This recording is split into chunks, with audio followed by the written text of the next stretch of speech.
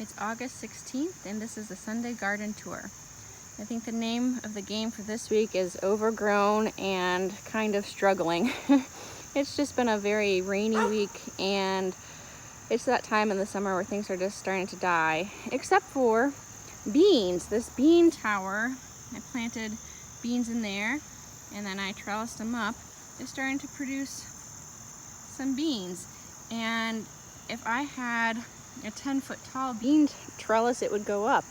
So I'm thinking actually of next year of taking a cattle panel and arching it and making like an arch tunnel here, and then planting beans on one side going up, and maybe part of it would be cherry tomatoes because they've been going up like crazy too. And then the beans and the tomatoes would kind of come through and fall through, and I just kind of go through the arch and pick, which would be kind of fun. But yeah, things are kind of petering out. I will say the tomatillos haven't been super successful. They're just like empty husks for most of them, so I might just take them out and free up that space. The only thing that would be left would be this jalapeno here that I would keep, but then I'll plant broccoli and stuff there most likely. I did do some planting over the last week or two here, and I got a lot of stuff up, like peas. Those are some peas right here, but I have a ton of weeds too, so it's kind of hard to differentiate. But I have some spinach there, some more spinach. I have some lettuces coming up there. I have some kale here and there, but a ton of weeds, and I can't weed it until the seedlings get big enough, or else I'll yank out the seedlings. Tomatoes are still growing. I canned 3 quarts of tomatoes today from the garden, just tomato puree, and that was really nice. Now the other thing, and I'm gonna show you every week because it's just so beautiful. These tomatoes, the Mikado tomatoes, they're my favorite. They're like £1 each, and they actually are really productive. I've had a lot of them this year. And I planted more beans, and again, super long, could keep going up and up and up. It's trying to go up and up and up, and I am getting some beans from that as well. So, and then this pepper, it's a peppadew pepper. It's starting to get little small bell-shaped fruit. I think they're supposed to turn red, so I look forward to that, but don't know how long that'll take.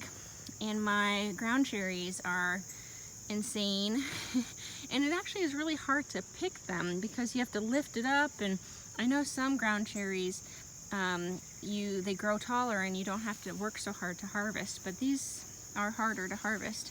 Now I wanted to show one thing over here, and this is gonna be my fall seedlings, or component of them. I started them inside and then brought them out here to get them used to the light before I plant them outside. But look at this, lettuces. I feel like I could just like eat them from here. I don't even need to plant them in the ground. This is broccoli. These are all broccolis here, and these are all leeks that'll get probably about that thick. They're just all leeks that I'll put in the ground, I'm hoping middle of this week.